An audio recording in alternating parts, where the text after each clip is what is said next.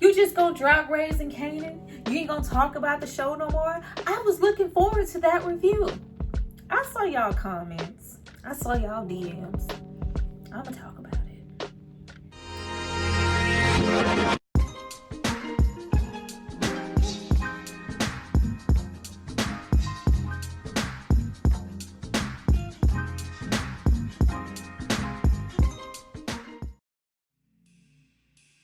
Hi you guys, welcome back to my channel. It's Tyra here with another struggle review, here to discuss Raising Kanan season 2 episodes 7 and 8.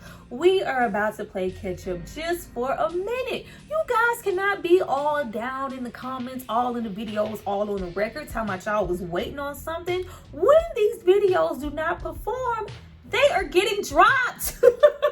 These shows are getting dropped. Like, it's really hard to go and put some effort out there and talk about this stuff, and we're not getting much feedback. Did you like every time? Did you share every time? Did you comment every time? You didn't. You know you didn't. Do what you need to do so I can do what I need to do. Help me. Help you. Go back.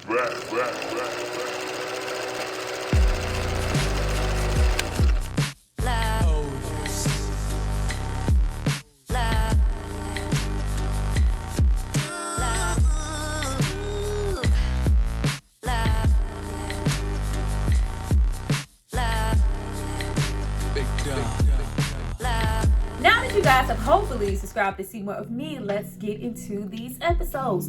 Don't say I ain't never did nothing for you. There is so much to discuss here. Oh my goodness, so much has happened between episodes 7 and 8, and it is getting really, really juicy. To start off, episode 7, I was done. Everybody is moving wrong, doing everything wrong, fucking up, from Lulu to Marvin to Rock to just everybody. Like, what is happening to the family dynamic? It is slowly starting to crumble the way I said it would, but I did not think it would be at the expense of everybody. You mean to tell me all of y'all moving wrong? Let's just start with Lulu. Like, what is happening? Not only did we kill Crown Camacho in episode 6, but through episode 7 and 8, we have to deal with the ramifications of that. We are inheriting debts from Jamaicans, rolling up with what is bumbleclot money. We need our money, and you are going to pay up. The way that he just killed Camacho, not even thinking about any ramifications about anything. Camacho was always in debt to you, yourself. Stayed in debt, stayed lying, stayed trying to, finesse and play catch up and do this, that, and the third. You couldn't possibly have been the only person that he was indebted to, and now your ass is getting rolled up on, not only intimidated and interrogated, but you got whipped. You got your ass whipped, Lulu. Like, if there was any time to go to Rock and endure the bullshit that she has to talk about, deal with the mouth, deal with the yin yang, but just have her have your back in that moment, this was the fucking moment. Not only do we not go to, we want to go into Marvin Child. But not only do we not go to our family, we roll up to the crack spot, stealing money, throwing the count off, moving funny, and then for the rest of the money, we go to Cartier's slimy, finesse, smooth talking, art selling ass. Like, that's who you go with. That's who you would get in bed with. Somebody that you don't even freaking know. But your sister, though she's gonna talk shit, and she's gonna be happy to do so, to tell you, see, this is why I move the way I move. This is why I treat you the way I treat you. You stay fucking up. You stay needing help, and you never bring any fucking money in from this so-called studio. But she was gonna have your back regardless. But you go to Cartier, who wants stakes in the studio to probably clean money, the same thing that Rock would have probably done, and at least it would have been your own fucking sister.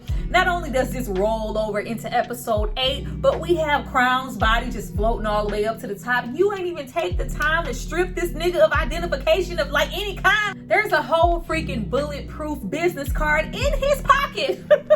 How that maintained in that whole water as long as he's been in there, I have no idea. But not only do we have Cartier sitting over here, but you are laying up with Sascha, aka Salinas, who is way too comfortable with the way that you are fucking moving. You whole strangled, killed whole Camacho in front of her. She thought it was laughable. Between now, episode 8, all she want to do is bone. Like, oh, you want to fuck? You trying to fuck? Like, you ain't trying to fuck me? Like, what? Girl, go to sleep. She don't have no hobbies. She don't have nothing else to do. All she want to do is lay up. She finds it amusing that you were able to just move even funnier. Roll up on a DJ, put your gun in his mouth and say, oh, you gonna play this record. Like, she is way too close to the action. She is way too comfortable. She is very, very much so close to Cartier, and she is not to be trusted. Lulu seems like he is slowly losing it behind his passion, and it's just really a sad thing to see. I thought you had more sense. But not only are you trusting the wrong people, especially for Cesar's whack-ass record, we are creating problems for the family in the process. This is not going to end well. And then we have Marvin. Marvin is absolutely going through it. Everybody is fucking up. Episode 8, do not try to fake me out and act like y'all shot Marvin. Y'all probably shot Marvin, but he's not dead. Most likely, they have killed sweet, innocent Renee before she could even give Marvin time and lay up. Damn! We didn't even get to chill first. And that's probably going to set Marvin off. How dare y'all kill? Oh, you deserve more, Marvin. Pow, pow, pow, pow, pow. Who the fuck rolls up and announces, yo, Marvin? Sir. I am convinced that the little Italian mafia drug, y'all whole shit just all the way messed up. The consistency of fuckery within your organization is horrible. How dare you announce yourself as you roll up to shoot at Marvin and Renee, but you don't even stay to see the bodies drop. You don't even stay to see if the job is done, if anybody's died, and that's not even getting into Dominic and your goddamn son. Oh my goodness. The job was absolutely shit from the beginning, starting with Marvin being so hell-bent on getting back at Tony, messing up her life. You do not get to go on, ma'am, and live the American dream. I'm going to get somebody to take you out because I can't be seen in this neighborhood. But we go to the enemy for that. Not only the enemy, but we go to Sal's son, Marco, who is clearly off his rocker. We already met you. You was already fucked up because you was in jail next to Unique. Now that you're out, you are supposed to be executing a job, and the person that you go to is Dominic, the racist up on racist up on racist up on racist of men. You needed somebody to go in and cover you. That wasn't even a whole fucking 2-person job. All you had to do was go in a room and shoot people in the head who were unarmed. It couldn't have been easier. But not only do you end up getting shot, but Dominic gets shots and live where he was living to talk about it until his ass got whole ass smothered with a pillow. But this leaves Marvin all the way open with a bounty on his head. This yet again is, even though these are their own separate fuck-ups, your brothers don't even feel like they can come to you. There is no unison anywhere, and this is what happens when they decide to move on their own accord. And the voice of reason is a nigga like Unique. And don't ever think for 1 second that he is just chilling, coasting in the middle. I don't want to be in the, in between anything. I owe my loyalty to Rock. Girl, please. This is all a nigga like Unique could ever want. I am going to sit here from the sidelines and clearly watch you mess up and fuck over your whole situation. He is rubbing those Birdman hands together yet again and is going to wait for an opportunity to try to take advantage of everything that is happening now. That could not have come at a worse time, especially with Marvin making lead way with Juke. That whole scenario, we gonna get into Juke, child, but the whole scenario with Kenya, him trying to be the voice of reason, you don't get to come here and do this. Juke calling him dad. Marvin having that funny ass come to Jesus in the goddamn car before Juke got out. A nigga like me, I'm not good with words, but I am so, I'm trying, I'll hit you, nigga, did you just say I'll hit you? Why would you say that? Marvin is just so all over the place and so flustered, but you can really see that he is trying to make it right. That situation will never be right, and it's one of them unforgivable ass moments, but it's you cannot deny the fact that Marvin is really trying, and he is really changing and acknowledging the faults within himself. I'm angry, I'm mad, I show that aggression in the wrong way, but it was enough for me today that you just call me dad. Oh, I was here for all of that, and then we take it away because a nigga like Marco, me and your son, one shit. getting back into Rock. We got to get into Rock and to Juke, because even if that was the situation, the way that she rolled up on that crime boss, like Sal, like, yeah, I don't give a fuck. Like, no, this is the whole mafia mentality. It's an eye for an eye. You fucking lucky he didn't try to take out Kanan instead. Like, despite what happens, this is, you know, your side's doing. Your brother hired my son, and this is what happened. So something needs to be dealt with, even though you didn't agree with it and you didn't want it to get dealt with. The way that she went about it and the things that she had to say right there in his face, girl, you could have at least coasted and pretended like, you know what, just let me try. Like, no, she's like, fuck you, fuck your son, you know, I'll owe your shit. Hold on. Hold the fuck on. Now your brother and Renee could be laid out. Mostly Renee, though. And I'm never going to say that Rock should have agreed. How do you expect me to react to the fact that you just feel like, oh, you owe me a body? I'm going to kill your brother because he put my son in a situation in which that was your son's fuck up. Ain't nobody telling him to roll in there with Dominic the racist. Like, no, nobody said that.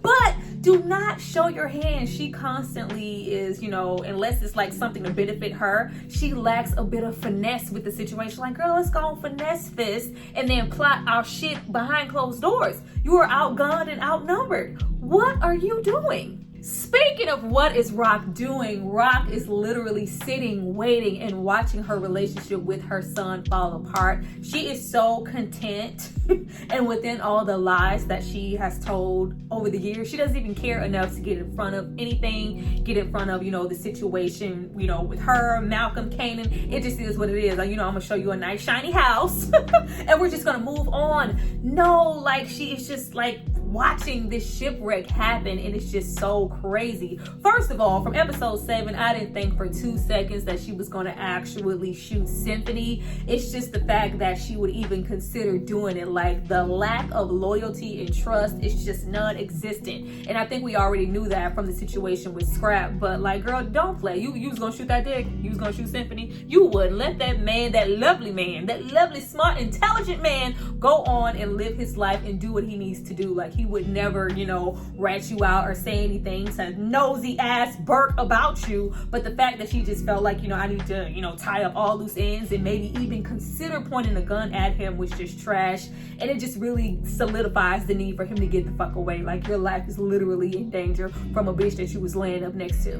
Now, even though Rock is in denial as far as her relationship with Kanan, she is losing a little bit of him every single day. But what she is on top of is business. I don't think for 1 second that she trusts Unique as far as she can throw him, even though he is kind of, you know, making money moves, making decisions, still plotting up with Warrell. I'm sure that she is at least, hopefully, 1 step ahead of him and just, you know, buying time until she can get everything into place as far as the Italians, as far as Unique, especially with the conversation that we had her have with Juliana in her People's episode 7. But Rock is not only buying time, she always has her hands, feet, neck, nose, hair in several different pots, always trying to level up. And clearly from last episode, with his good slapping ass, his good showboating ass, Cartier using him not only for his connects but for information to maybe throw him away or probably later plot to take his ass out. While Cartier is constantly walking around acting like he has something to prove, he's always flexing, showboating, abusing employees and shit, trying to impress and do all of these things, not only, you know, for his flex of his power, but to show Rock, you know, I'm that dude, I'm the man. I totally believe that she is plotting to not only, you know, take all of his little henchmen on, you know, hey, I can tell when some shit is going astray. I can tell when people are being mistreated. Not only can I treat you better, but I can pay you more, which was absolutely a bold move. Like dude Abraham said, even here in episode 8, we see her trying to, you know, take down a gun charge. I'm going to, you know, take all of these people under my wing, take care of them. And she's probably going to end up killing Cartier while he trying to wine and dine her. Like, did she even give you some ass? Like what is going on? What purpose is this serving? You trying to impress her.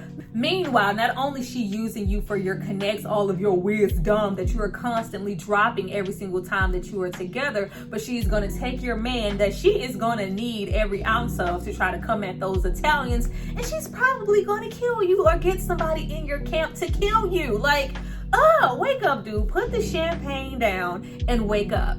We definitely need to talk about Juke. They've been putting Laverne through it, haven't they? I already knew something was up when we opened episode 7, Laverne, you know, at Nicole's grave, and we just have her dad roll up all polite, like, oh, you know, I'm here anytime you need something. I understand, you know, I'm a worldly kind of man. I'm not like my wife. Like, get the fuck out of here. Like, I was really, really surprised that Laverne fell for the banana in the tailpipe, because best believe he has some type of arterial motives or something going on with that tape. Like, why did you give him back that tape? What could you possibly do with it? What you need to look at it for? Don't you have pictures of your daughter somewhere? Absolutely not. Something is going to go down with that. But not only do we have that, but we have, you know, the ease of that church life and all of that good Kenya rubbing off on you. We going to Bible study. We talking about, you know, what's right and what's wrong, you know, relations, fornication, sinning, you know, all that other good stuff. You going to hell, whatever. But we see that Juke, even though she is really uncomfortable, we know that she doesn't believe anything that's being said. She is really, really trying to force herself to change, force herself to be somebody else, you know, wear the hair down, wear the dresses, all for Kenya's approval. Not only that, child, Juke going on dates. Juke at the movies. Juke giving out her number, like she's hanging out. They kissing, like she just looks so uncomfortable. And of course, we have Kenya repeatedly watching Juke and deep down knowing from jump that this isn't really who Juke is. And she was waiting for an opportunity to pray the gay away. Child. Once we had, you know, Marvin come through episode 7, you know, roll up on Kenya, the whole thing, like, I'm not liking this. Like, Juke, you cannot trust her. Whatever she is presenting to you, like, she didn't think enough of you, you know, to stay. She left. She just doesn't come back here. She is, you know, deep down a selfish person. And we very much so see that, because if Juke can't be who she thinks Juke should be, you know, under the eye of God, then I can't accept you. When she sat there and allowed these deacons, pastors, cousin, auntie, sisters, usher board, to hold Juke down, beat her with a spoon, and try to force the gay, you know, all while watching this aggressive ass jailhouse gay porn. I don't know what the hell that was. But for her to sit there and allow Juke to be subjected to any of that, like, I think we heard Marvin say this episode, like, you were chasing dick, you were chasing, you know, basketball player, you didn't think enough of us at the time, so you left. So, you know, she's had her sins and fornications, and she's trying to stray Laverne the right way, where, you know, whatever she thinks is the right way, and do it like this, like, absolutely crazy. And not even that, if you can't accept me for who I am, then why the fuck am I here? We have Juke, you know, burning stuff, at which Marvin rolls up on her, and we have them roll up on Kenya, but I don't think anybody knows the extent of what happened. Anybody seen the bruises, because she is wearing that sweater. But I'm interested to see what's going to happen when somebody finds out, like maybe Marvin or maybe Rock, because y'all beat her. Like, absolutely crazy. I knew that heifer could not be trusted. I was hoping that it wouldn't go this route. I was hoping that when there was, you know, anything brought up about Juke's sexuality, it would be something between them, and maybe she would, you know, reject Juke in private, or just say, you know, this is not something I can deal with, bring this on the church, you know, you're a sinner, this isn't right under the eye of God, and all that other good stuff. We do that times 10. Like, it was absolutely terrible. And it's just like, damn, I do love the fact that Marvin is coming along, and we do have Juke say, you know, she is interested in maybe repairing their relationship, just not right now. But essentially, we have had 2 parents beat her for who she is. Like, terrible. I was with, you know, the voiceover, like, it ain't my position to tell anybody what happened to Juke and why she turned out the way she fucking turned out.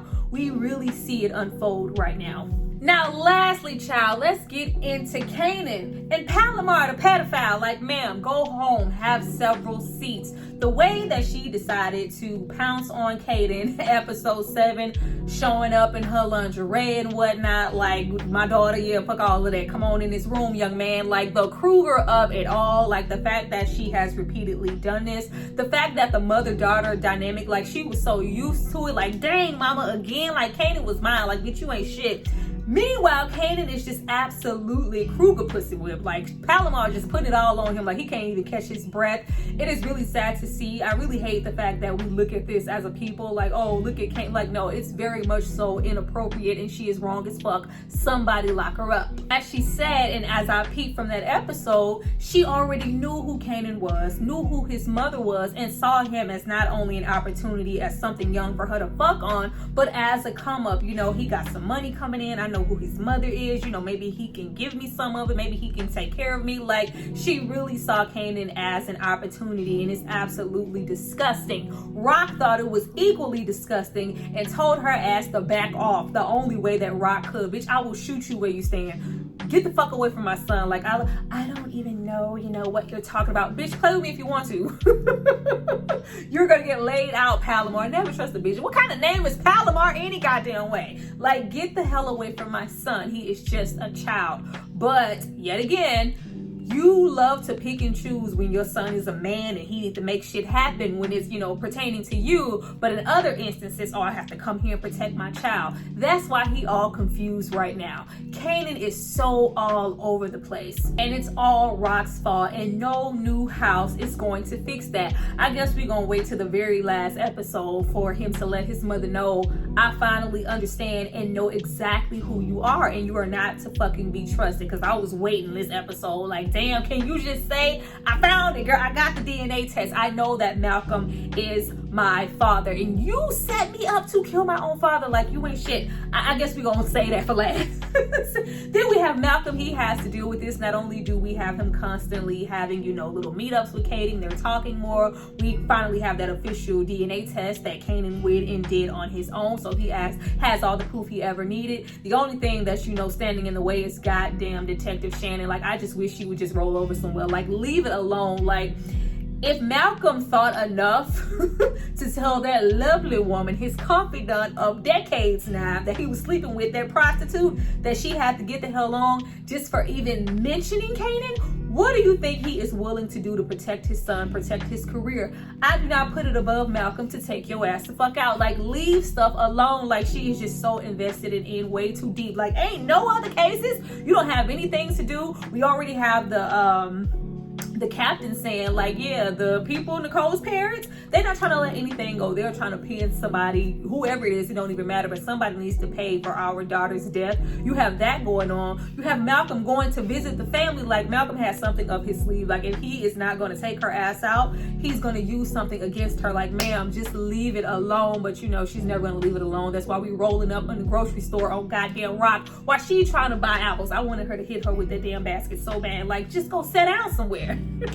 But we also have so many seeds being dropped outside of the DNA test. We have Scrap's mother rolling up like, yes, the shit is raw coming at your door. You start to scream out loud, Wu-Tang's back for more. Yes, the album's for, I told you before, prepare for night fight. It closed the, I was like, damn, Scrap mother, a thug. She came rolling up like, I'm not believing this shit. Somebody needs to answer for my son. Why isn't your mother doing anything? She needs to do something. And, you know, this has Kanan's mind racing. Like, that does not make sense. Everything that you do is no longer making sense. I love the conversation that he has with Juke, you know, when he was packing his shit to go to Famous house, who is clearly on drugs. Like, I have been saying it. I think we all saw it coming, but it's just like, damn, like, oh, you know, I was in your backpack. A nigga was, you know, go do some homework and shit. No, a nigga was looking for a crack rock. Famous is on that shit. I hate the fact that Kanan is just naive, you know, to see it. Like, what you doing in my bag? Why you not at school? We all know why he's not at school and why he's sitting in that apartment. Crown Camacho is gone. He has nothing to do. He's always had all of this idle time and space to do what now? Smoke some freaking crack. It's going to be a sad thing to see, and I know that they just going to make a little baby look real bad around the eyes. Terrible. But we just have all of these inconsistencies happening. You are lying to me. I need you to stop doing that. I love the conversation that he had with Juke. Like, she is, you know, pacifying herself with the fact of, you know, whatever I'm doing, as long as I say it's for my son, that's going to make it okay. And it's not. You are moving wrong, and you need to answer for that shit. Got the nerve to tell Katie, you know, you seem like you need to get something off of your chest. If you got something to say, just say it. You know what he wants to say. How about you be a mother, be responsible, own up to the shit that you've done, and get it all out in the open before you lose your son even more. He already done went over the Famouses. We don't even know what's going to happen with that shit. But, you know, he is take it more stylist as far as with Malcolm, you know, sleeping over there. Malcolm coming through with that dry ass morning toast. Sir, what is that? But it's just a bad situation, and I just can see it getting worse and worse as time goes on, and you just completely losing your son. Like, it's just a sad thing to see. Not only her really lose Kanan and, you know, them lies catch up to her, but the whole situation with the family, every single aspect, everybody is fucked up right now. How are you gonna fix that? She has spent so much time trying to focus on everything else. We have completely let the family dynamic die down, and without that, whether she knows it or not, shit is going to crumble. You cannot do everything by yourself. Nobody can. Look at Cartier. Look at all the heavy-handed shit he has to do, creating all of this resentment within his crew. You about to roll up on his ass. Like, it's a horrible way to live, and no big house is gonna satisfy anything. Like, it's terrible. But I am absolutely looking forward to the next episode. I hope you guys enjoyed my little catch up here. I see you guys next time for my next review. Make sure you pull up. Make sure you share that. Make sure you like that. Make sure you comment on that so we can keep it rolling. So the next show that rolls around, we know what we need to do. You know, let me share Struggles video so she won't be struggling no more and drop the show that I was looking forward to. You should do that. We should do that.